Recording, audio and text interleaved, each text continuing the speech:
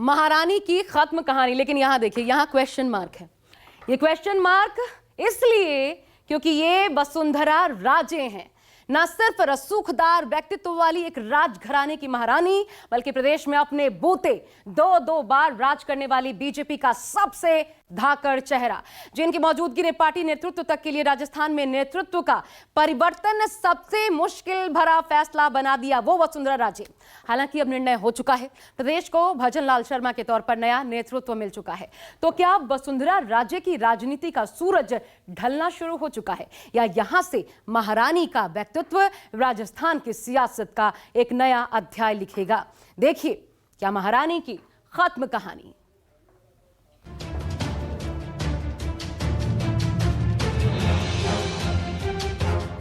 महल की महारानी, राजस्थान की राजनीति की रानी, पूर्व मुख्यमंत्री, अपनी शर्तों पर सियासत करने वाली नेत्री, यही पहचान है सिंधिया राजघराने की बेटी वसुंधरा राजे सिंधिया की। आजाद हिंदुस्तान की सियासत में सिंधिया परिवार की इकलौती सदस्य हैं जो महल से मुख्यमंत्री आवास तक पहुंची। इस पर भी राजे खुद को सबसे प्रबल दावेदार मान रही थी। लेकिन मोदी का पैगाम लेकर जयपुर पहुंचे राजनाथ सिंह ने उनके हाथ में एक पर्ची थमाई और विधायक दल की बैठक में पता चल गया कि जो महारानी अब तक राज्य से लेकर केंद्र तक अपनी ताकत दिखा रही थी, वो महज एक दिखावा ही साबित हुआ। महल से लेकर एयरपोर्ट तक, बीजेपी दफ्तर से लेकर विधायक दल की बैठक तक, आगे आगे दिखाई देने वाली महारानी की कहानी खत्म हो गई। उनके सामने मोदी शाह ने उनके सबसे जूनियर महज एक बार विधायक बने भजन लाल को राजस्थान का सीएम बना दिया। मैं कटसी के नाते मिलने गया था और मेरे कोई किसी प्रकार की बात नहीं हुई। मैं नमस्कार करा और वापस आ। मैडम बेहतर मुख्यमंत्री साबित हो सकती है। मैं कुछ नहीं बता सकता, ये तो पार्टी लेवल पे तय होगा। मुझे पार्टी शीर्ष नेतृत्व ने टिकट दिया, आशीर्वाद दिया, जनता ने उस पर मोहर लगाई। इसके लिए मैडम आई सभा भी की मेरी विधानसभा में किशनगंज में। 3 दिसंबर को नतीजे आए तो राजस्थान में बीजेपी को प्रचंड जीत मिली। चूंकि चुनाव में पार्टी ने किसी चेहरे पर दाव नहीं लगाया था, इसलिए सवाल उठे कि सीएम कौन होगा। तो सबसे ज्यादा जिस नाम की चर्चा हुई वो नाम था वसुंधरा राजे सिंधिया का। चुनाव के दौरान एक्टिव वसुंधरा राजे नतीजों के बाद और ज्यादा एक्टिव हो गई। रिजल्ट आते ही उनके आवास पर हलचल बढ़ गई। नतीजों के दिन ही एक वीडियो वायरल हुआ जिसमें वो अपने समर्थक विधायक को बधाई देते हुए नजर आई। कहा गया कि उनकी ये कॉल अपने खेमे के गोलबंदी का हिस्सा थी, लेकिन कुछ काम नहीं आया।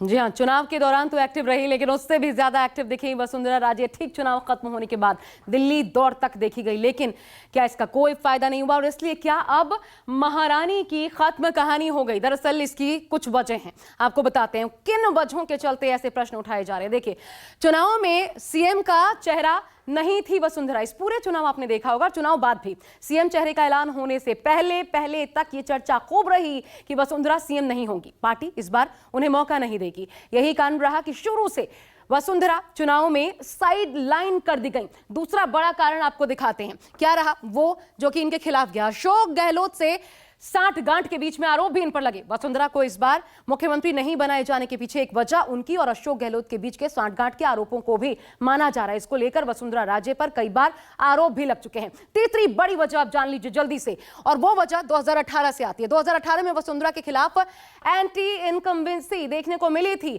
2018 के विधानसभा चुनाव में एक नारा खूब गूंजा था उस वक्त, मोदी तुझसे बैर नहीं, वसुंधरा तेरी खैर नहीं, जिसका असर हुआ और बीजेपी 2018 में चुनाव हारी। दरअसल इस चुनाव की स्टोरी लाइन कहा जाता है कि तभी तय भी हो चुकी थी। चौथा बड़ा कारण आपको बताते हैं। देखिए, चुनाव परिणाम के बाद विधायकों की बाड़ेबंदी के आरोप भी उन पर लगे। वसुंधरा को मुख्यमंत्री नहीं बनाए जाने के पीछे चौथी वजह हाल ही में वसुंधरा राजे के बेटे सांसद दुष्यंत सिंह पर 5 विधायकों की बाड़ेबंदी करने का आरोप लगा। नेतृत्व उससे नाराज भी नजर आया। हालांकि ये सबसे छोटी वजह है, लेकिन पार्टी हाईकमान के पास वसुंधरा राजे को लेकर गलत मैसेज इसके जरिए लिए जरूर पहुंच गया। पांचवी वजह आपको बताते हैं इस चेहरे के चुनाव न होने के पीछे। पांचवी वजह विधायकों से मुलाकात को लेकर हाई कमान में नाराजगी देखने को मिली। आपको याद होगा 3 दिसंबर को विधानसभा चुनाव के परिणाम घोषित हुए और परिणाम घोषित होने के बाद वसुंधरा राजे काफी सक्रिय हो गई। इस दौरान वसुंधरा ने लगातार बीजेपी और निर्दलीय विधायकों से अपने निवास पर मिलने का सिलसिला जारी रखा। चर्चा यह है कि इसको लेकर हाईकमान इनसे नाराज हो गया। इसका खामियाजा इस रूप में इनको भुगतना पड़ा।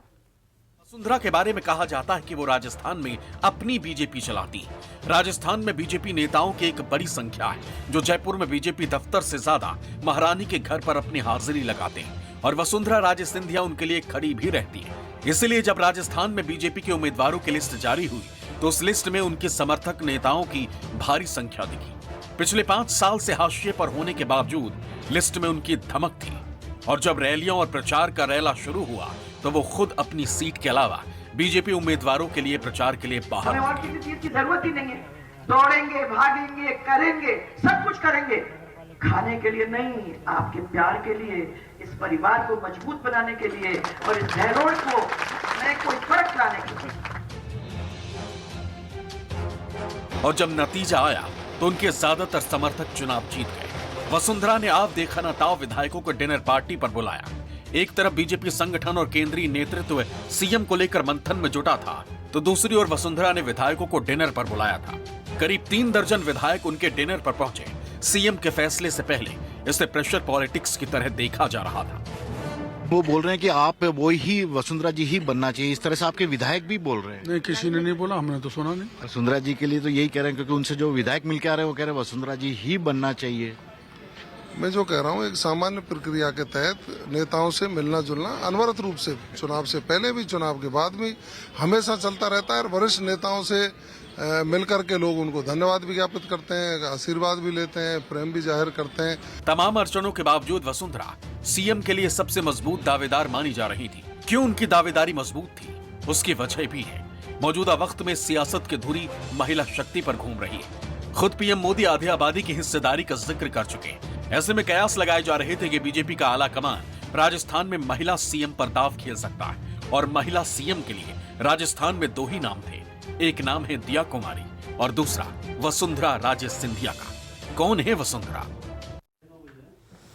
तो महिला सीएम नहीं मिल पाई राजस्थान को। हाँ, डेप्यूटी सीएम के तौर पर दिया कुमारी का नाम जरूर सामने आया, लेकिन अब आपको ये बताते हैं कि आखिर कौन है वसुंधरा राजे। हालांकि किसी परिचय की मोहताज नहीं है, लेकिन देखिए वर्तमान आला कमान की पसंद नहीं है, इन्हें ऐसे जान लीजिए। इसे आप ऐसे भी समझ सकते हैं कि सेंटर में बीजेपी प्रचंड मार्जिन से जीत कर आई जब, और वसुंधरा के करियर का उसी वक्त ढलान शुरू हुआ क्योंकि सीएम उससे पहले ही वो 2013 में बन चुकी थी, फिर 2018 में ऐसा हो न सका। दूसरा पॉइंट, आरएसएस में अच्छी पैठ नहीं मानी जाती वसुंधरा राजे की। अटल आडवाणी के दौर को अगर आप छोड़ दें तो उसके बाद इन रिश्तों के बिगड़ने की बात सामने आती है। इस दौरान अभी हाल फिलहाल वर्तमान में उनके रिश्ते बहुत अच्छे नहीं माने जाते, इसलिए भी उसका फायदा उन्हें नहीं मिल पाया। तीसरा, संगठन में ज्यादा एक्टिव नहीं दिखी। 2018 में चुनाव में हार की ये बड़ी वजह के तौर पर भी सामने आया था, उसका नुकसान भी उनको उठाना पड़ा है चुनाव में भी। चौथा पॉइंट आपको दिखाते हैं, 2 बार की सीएम रह चुकी हैं। प्रदेश में एक कद्दावर व्यक्तित्व और अपनी चलाने वाली, अपने दम पर प्रदेश का नेतृत्व करने वाली एक ऐसे चेहरे के तौर पर उनको जाना जाता है।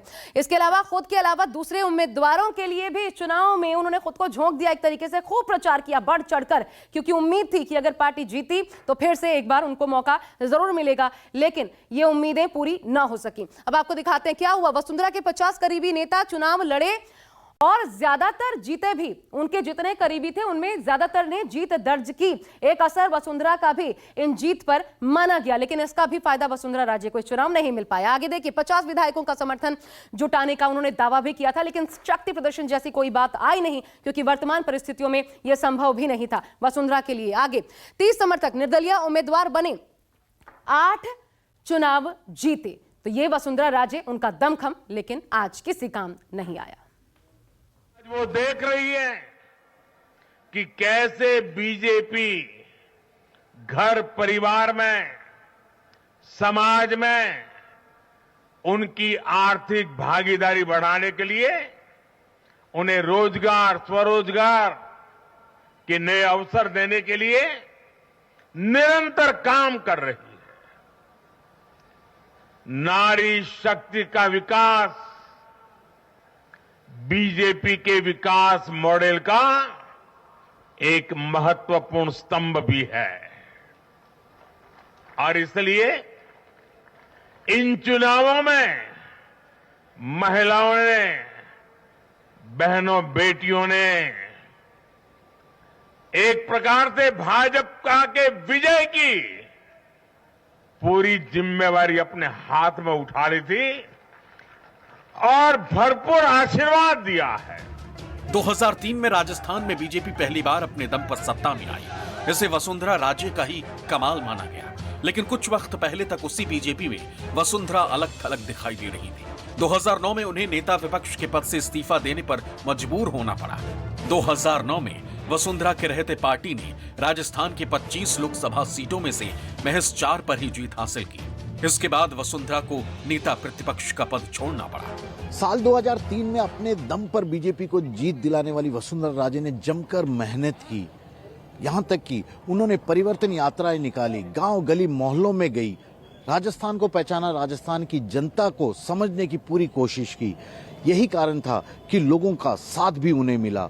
जिस इलाके के दौरे पर वे जाती, उस इलाके में महिलाओं के साथ लगातार वे बैठकें करने लगी, उनकी वेशभूषा पहनकर उनके बीच में नजर आने लगी। यही कारण था कि उनके इसी प्रभाव के चलते महिलाओं का वोट बैंक भी उनके साथ लगातार जुड़ता गया और इस तरह बीजेपी की जीत के साथ वे राजस्थान की पहली महिला मुख्यमंत्री भी बन गई। वसुंधरा राजे के सियासी सफरनामे में किस्मत भी काफी बुलंद रही। 2003 में जब राजस्थान में विधानसभा चुनाव होने को हुए तो राज्य के 2 शीर्ष नेता दिल्ली में स्थापित हो चुके थे। भैरों सिंह शेखावत जहां उपराष्ट्रपति बन चुके थे तो जसवंत सिंह केंद्रीय मंत्री रहे। ऐसे में भाजपा ने वसुंधरा को प्रदेश अध्यक्ष बनाकर उनकी अगुवाई में राजस्थान में चुनाव लड़ने का फैसला किया। वसुंधरा का मतदाताओं पर जादू दिखा। उस समय के कई बड़े नाम भैरव सिंह शेखावत के जो बराबर काम कर रहे थे, ललित किशोर चतुर्वेदी, हरिशंकर भाबड़ा, भंवरलाल शर्मा, अनेक नेता थे उस समय, लेकिन उन सबको किनारे करके वसुंधरा राजे को प्रदेश की कमान दी जाती है और उनको राजस्थान का प्रदेश अध्यक्ष बनाया जाता है। उसके बाद वे पूरे राजस्थान में निकलती हैं, एक यात्रा निकालती हैं। उस यात्रा के बाद जब चुनाव होता है विधानसभा का राजस्थान में 2003 में, उसमें भारतीय जनता पार्टी को पहली बार स्पष्ट बहुमत मिलता है। 120 सीट भारतीय जनता पार्टी वसुंधरा राजे के नेतृत्व में जीतती हैं और उसी समय से भाजपा राजस्थान का एक प्रमुख चेहरा वसुंधरा राजे बन जाती हैं। लगभग 2 दशक तक वसुंधरा राजे राजस्थान की भारतीय जनता पार्टी की सबसे बड़ी नेता के रूप में काम करती रही हैं। अगर महिलाओं नेताओं में शुमार है तो वसुंधरा राजे अच्छी राजनीति की कहलाई जाती हैं।